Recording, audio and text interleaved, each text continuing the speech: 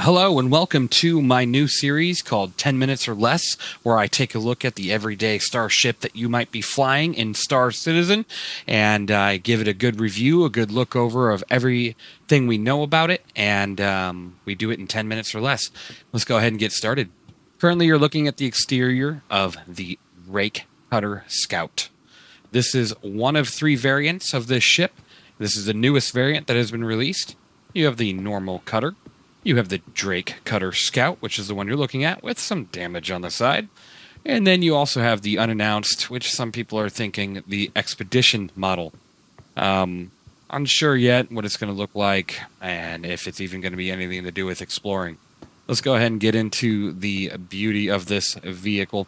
It is a starter ship, or considered a starter ship, just due to the cost of this ship. It is $45 war bond, $50 store credit, so it is a good price point for everything it can do. It has a total cargo capacity of 2 SCU. Obviously, you could probably shove more boxes in the back of that, but I don't know if you would. I don't know. You want to kind of keep it clear, right?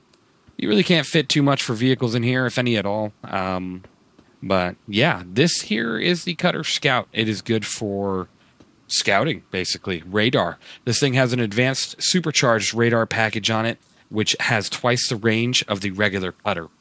Now, this vehicle is boasting 2 size 2 hard points for the guns. They are the Badger series guns come stock, which has a power of 99 shots just from the get-go. So they are laser repeaters, so when you shoot them, they will recharge over time after you let go of the fire button. 99 shots, though, when on the normal power triangle, is actually pretty great.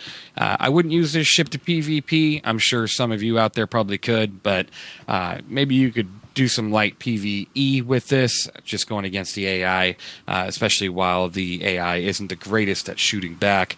So you have a pretty good chance. At least you can defend yourself a little bit before you jump away, right? So looking into it further, you also have 2 size 2 missiles on this lovely vessel. It's currently covered in the paint. It's the concierge paint, so normally this vehicle is more of a dark gray black with a red tone instead of the green tone that you're seeing here. I mean, there's not much to say. It's just a fantastic starting vehicle. Let's go ahead and move on to the inside of the vehicle real quick and see what we got going on. If you go ahead and go to the back here, you'll see that you have plenty of space for those 2 SCU.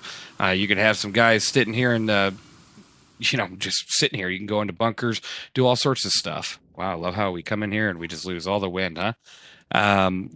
You got your scanning package here to the right, so that's where you would go to get on those systems. They say it's a 1-person vessel, but I wouldn't imagine you're going to be flying this thing and then hopping back here to get on your scan system. I'd probably say best to have more than 1 person on board. If we're going to move on here, I'm going to go ahead and switch my camera so I don't go ahead and throw you around.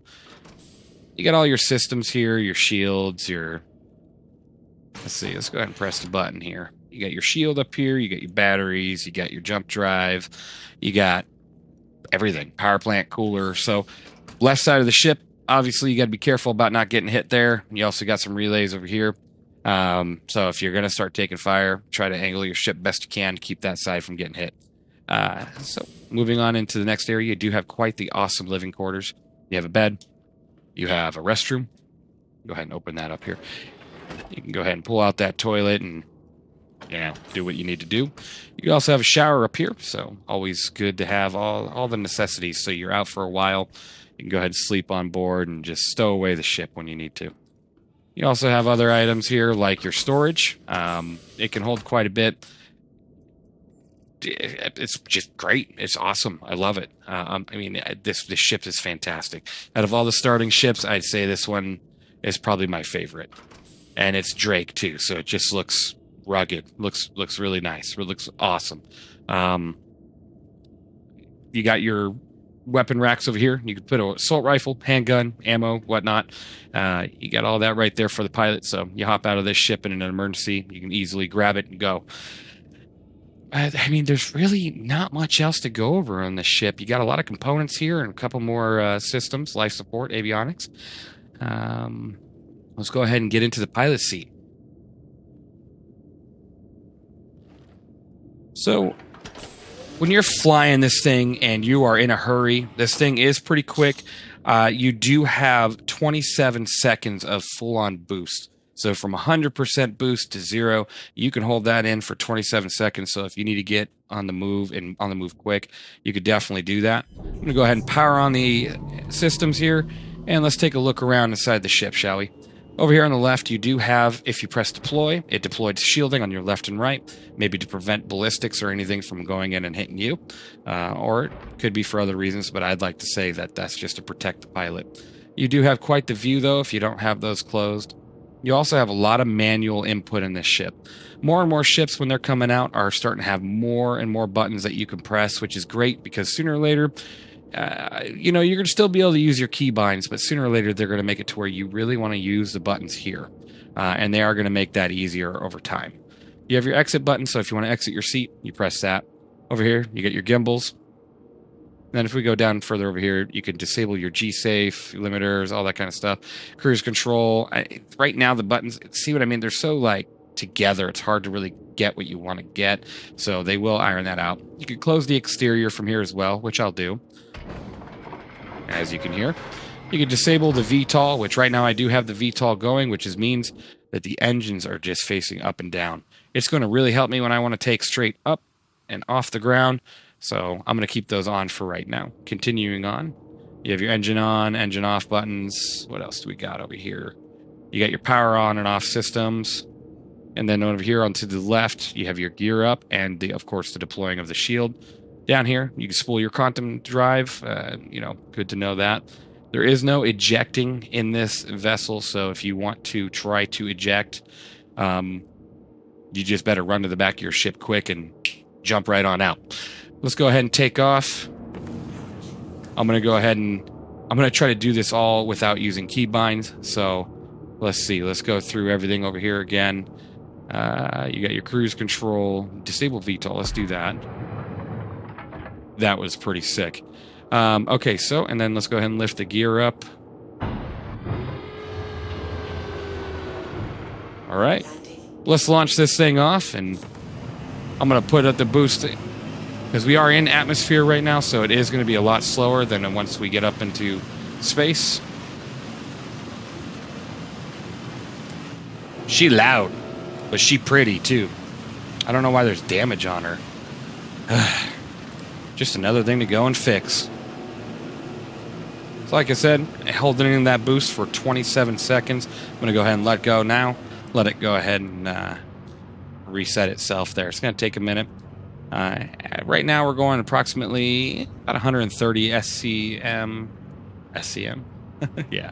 And that's right there where the arrow is, where your speed is, and where your max speed if you set your cruise control. When we get into the atmosphere here shortly, we will go ahead and jump to Port Tressler. Once I go ahead and find it, there it is. And then I'll go ahead and put this thing at max speed so you can see its max speed.